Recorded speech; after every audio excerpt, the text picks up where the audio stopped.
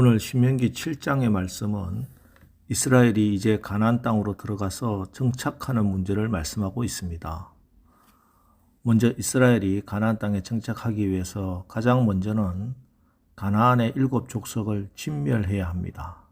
1절, 2절 내 하나님 여호와께서 너를 인도하사 내가 가서 차지할 땅으로 들이시고 내 앞에 여러 민족 핵 족속과 기르가스 족속과 아모리 족속과 가나안 족속과 브리스 족속과 히비 족속과 여부스 족속 곧 너보다 많고 힘이 센 7 족속을 쫓아내실 때에 내 하나님 여호와께서 그들을 내게 넘겨 내게 치게 하시리니 그때 너는 그들을 진멸할 것이라. 그들과 어떤 언약도 하지 말 것이요 그들을 불쌍히 여기지도 말 것이며. 사실 오늘 이 본문 때문에 오랫동안 신명기 신앙을 이해하는 데 걸림이 있었습니다. 이 명령 때문에 하나님이 폭력을 조장하시는 분으로 오해받기도 했지요. 그러나 이것은 우리가 약간의 휴머니즘 또 어설픈 인본주의로 접근해서는 곤란합니다. 왜냐하면 여기서 하나님의 자녀들은 빛이고 가나안 땅에 있는 7 족속들은 죄요 어둠을 상징하기 때문입니다. 에베소서 5장 8절 너희가 전에는 어둠이더니 이제는 주 안에서 빛이라. 빛의 자녀들처럼 행하라. 하나님의 자녀들은 빛입니다. 어둠은 빛이 오면 자연히 사라지게 되어 있습니다. 어둠과 빛은 절대 공존할 수가 없습니다. 다른 종교들과 평화롭게 지내자는 종교다원주의의 말은 그럴듯합니다. 그러나 어둠과 빛이 공존한다고 생각하는 것 자체가 이미 우리는 잘못된 생각, 그릇된 생각 가운데 빠져가는 것입니다. 그렇다고 제가 무슨 종교 전쟁을 하자는 것은 아닙니다. 우리가 빛된 자녀로서의 사명을 잘 감당할 때 어둠은 자연스럽게 물러나가게 된다는 말씀이고, 우리가 자꾸 어둠과 타협하고 어둠과 함께 있어 보자고 하면은 우리의 빛은 자꾸만 그 빛의 영향력을 잃어가게 된다는 말씀입니다. 그렇게 되면 결국 어둠이 온 세상을 지배하게 될 것입니다. 오늘 이 시대 우리의 주변을 돌아보시기 바랍니다. 우리가 살아가고 있는 그 어떤 곳에서 하나님이 싫어하는 어둠이 있다면 어둠을 물리치고 우리가 빛으로서 더 환하게, 더 밝게 빛을 낼 수 있는 빛된 삶을 살아야 하겠습니다. 그럼 우리가 어떻게 빛의 자녀로서 더 환하게, 더 밝게 빛을 낼 수 있는가? 하늘의 별 중에는 발광체가 있고 반사체가 있습니다. 해가 발광체라면은 다른 햇빛을 받아 빛을 비추는 반사체죠. 예수님이 참빛이고 발광체라면은 우리는 예수의 빛을 발하는 반사체입니다. 너희가 전에는 어둠이더니 이제는 주 안에서 빛이라. 빛의 자녀들처럼 행하라. 우리는 주 안에서 빛이고 빛의 자녀입니다.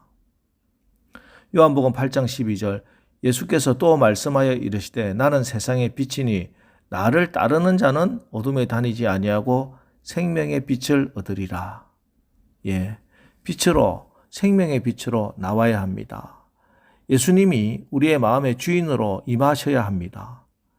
예수님이 말씀하시고 예수님이 다스리도록 나를 내어드려야 합니다. 날마다 성령의 기름 부으심으로 영역을 받아야 하고 예수의 빛을 받아야 하고 진리의 말씀을 묵상해야 합니다. 성경 읽지 않고 기도하지 않고 성령의 도우심 없이도 승리할 수 있다, 빛의 자녀로 살 수 있다 하는 생각은 버리십시오. 그런 인생은 이 땅에 없습니다.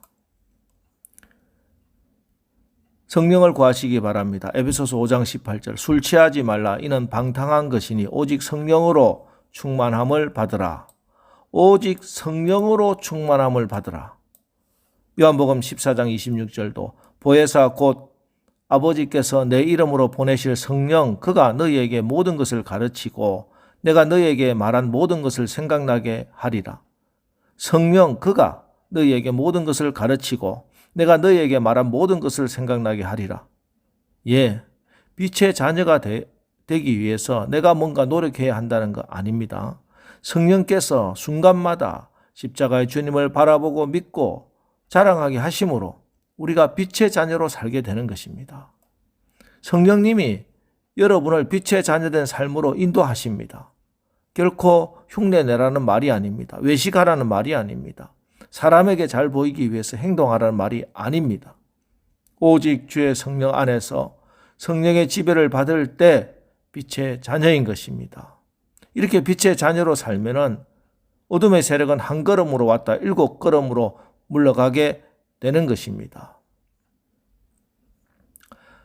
다음에 이스라엘이 가나안 땅에 정착하기 위해서는 숫자를 두려워해서는 안 됩니다. 17절, 18절 내가 혹시 심중에 이르기를 이 민족들이 나보다 많으니 내가 어찌 그를 쫓아낼 수 있으리요 하리마는 그들을 두려워하지 말고 내 하나님 여호와께서 바로와 온 애굽에 행하신 것을 잘 기억하되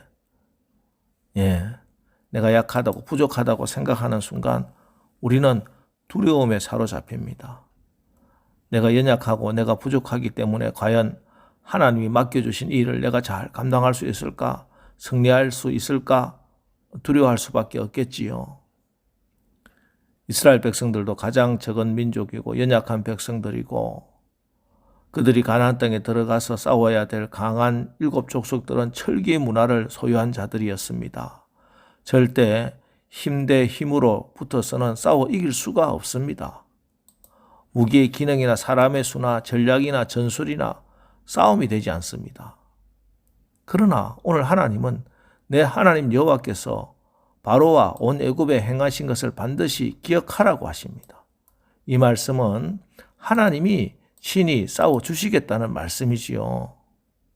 이 전쟁을 통해서 가나안의 땅의 주인이 하나님 되심을, 온 우주의 주인이 하나님 되심을 보여주겠다는 것이지요.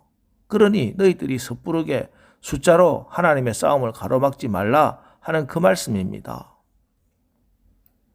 고대 그리스의 수학자이고 철학자인 피타고라스는 앞으로 다가올 시대의 가장 강력한 신은 숫자가 될 것이다 라고 예언을 했는데요. 이것은 인간의 사회에서 군사력이든 경제력이든 많은 숫자를 가진 자가 성자가 될 것이라는 뜻입니다. 그리고 피타고라스의 그런 예언은 오늘날의 사회에 꼭 맞는 말인 듯 싶습니다. 특별히 우리가 사는 자본주의 사회는 많이 소유한 자가 강한 자고 성자입니다.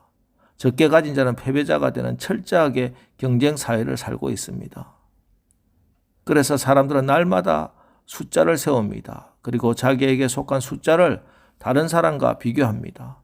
매출액, 지평수, 자동차, CC, 토플, SAT 점수, 숫자를 성공의 기준으로 삼고 더 많은 숫자를 추구하고 한마디로 숫자의 노예가 되어 살고 있습니다.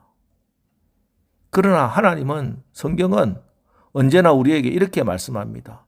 너의 싸움은 숫자의 싸움이 아니다. 신앙의 싸움, 믿음의 싸움이다. 하나님 말씀 앞에 순종하고 믿고 깨끗이 받아들이고 따르느냐 하는 그 순종의 싸움이다. 오늘 우리 교회가 세상을 변화시키는 데 있어서도 중요한 것은 숫자가 아닙니다.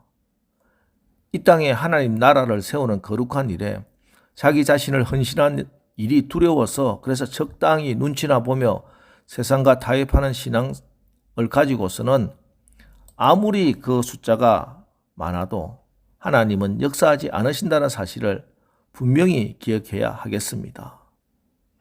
지금도 하나님은 그 숫자에 관계없이 하나님의 나라를 위하여 진정으로 자기를 헌신코자 하며 그 일을 위해서 자기 삶에 많은 손해가 오고 희생이 있다 하더라도 하나님의 나라와 그분의 의를 위해 싸우겠다는 진실된 용사를 찾고 계시고 그를 통해서 역사하시는 것입니다.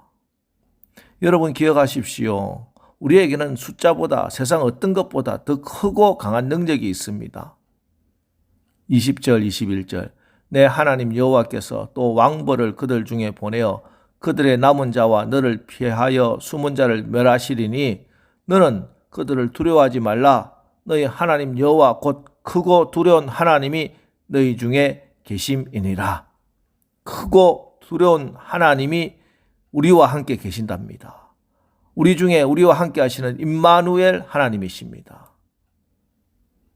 자, 여러분 오늘도 그러니 여러분과 함께 하시는 하나님, 그 하나님으로 인해서 여러분에게 주어진 가나안 땅, 축복의 땅 다 점령하고 승리하는 하루가 되시기를 주님의 이름으로 축원합니다.